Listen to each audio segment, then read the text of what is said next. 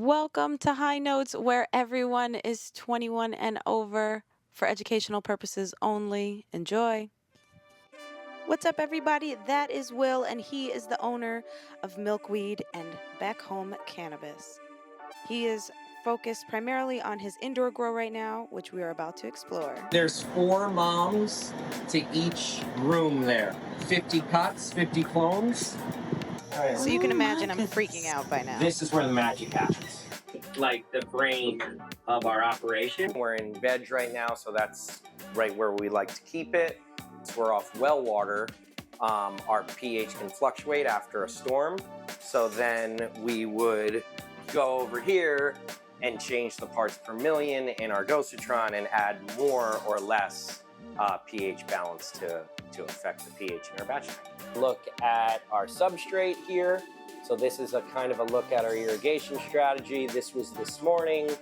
We do little shots of irrigation to wake the plants up until we are at max runoff. You'll see our grow room next, and you'll see that there's literally 8 Quest dehumidifiers in there. It keeps a flat line throughout the entire grow. All right, onward. At this point, I am all teeth and gums. Holy shit, guys. This is a true state-of-the-art craft cannabis grow. We are about to flip to flower, literally tomorrow. We utilize side lights, under canopy lights, 8 different dehumidifiers all set at different dew points. It's at full blast right now. So this is the middle of the day where these plants are sucking up a ton of nutrients, growing like 4 inches a day right now. I know you heard what he just said. 4 inches a day? In the morning, the birds chirp and the lights are dimmer and we wake them up nice and gently. We're in the middle of the day, so we're blasting Bach and classical music to where they can really feel the energy. And then at the end of the day, we go into like a Zen raindrop phase, and then everything closes down. This is high intensity growing. You can tell the plants are all praying. They're like, oh, the sensors that we use are the same sensors that NASA spaceships. They take readings every 10 seconds. It's our next run of pina colada right here. When these come time to harvest, we literally cut the bottom of them here and hang them upside down right in this room. That's it. Marlon Bressler, grower, cultivator, producer of fire. The water comes in through here. It goes through a pre-filter. Since I was introduced to cannabis, I always wanted to grow the best cannabis I possibly can. Then it goes through a carbon filter. Then it goes through a water softener. Researching, traveling the world. Ended up doing indoor growing because where I could control all the parameters. This pump feeds all RO water, both to our dosatron nutrient batch tanks and to our humidifiers. Seeing the way the Dutch did it in Amsterdam, because their environment is pretty much very similar to New York's environment. Craft growing just scaled up, okay? That's the tricky part. Creativity went into this. We got the best equipment. Everybody has responsibilities, okay? But certain people have accountability.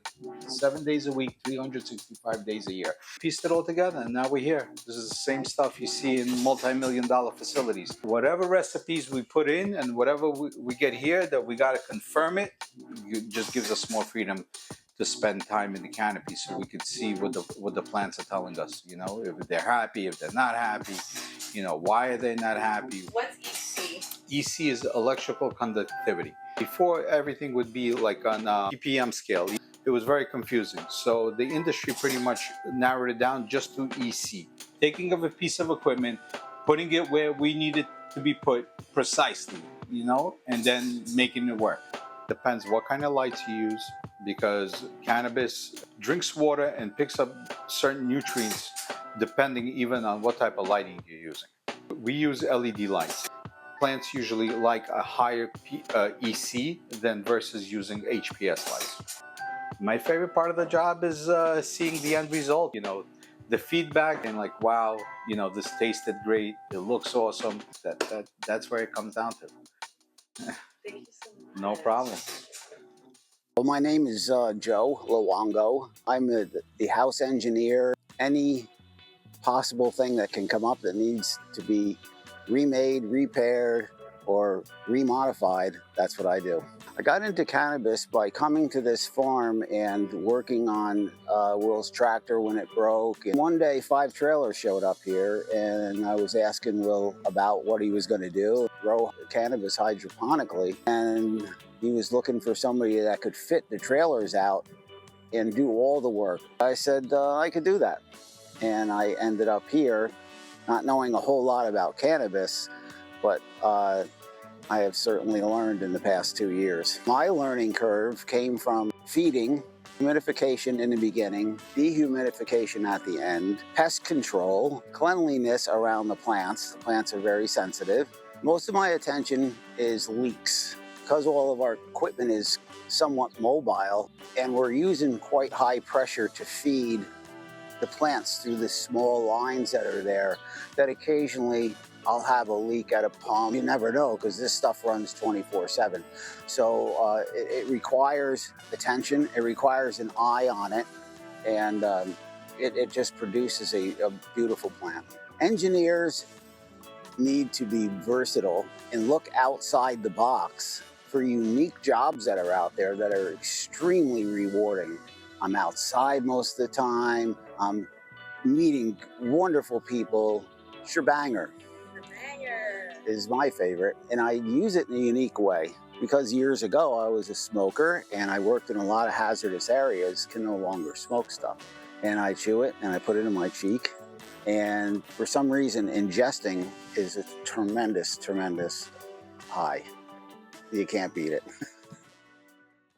Elliot Douglas. I work as a cultivator and grow manager here at the farm. I'm learning behind Marlon, who's brilliant. Expertise he brings here is amazing, especially for rolling out large scale. But for myself, I was a hobbyist where I would have, good 6 to 10 plants going. So now we got to try to get the same care across the board to all the plants that we take care of. They're fed equally, and it's really important to keep rockwool blocks always maintaining that level. It's around 40 to 60% where the plants like it the most, and they're able to optimize all the nutrients they take in. Each grower has their own steps for everything they do. Some of the steps are similar, like how we pay a lot of attention to cleanliness.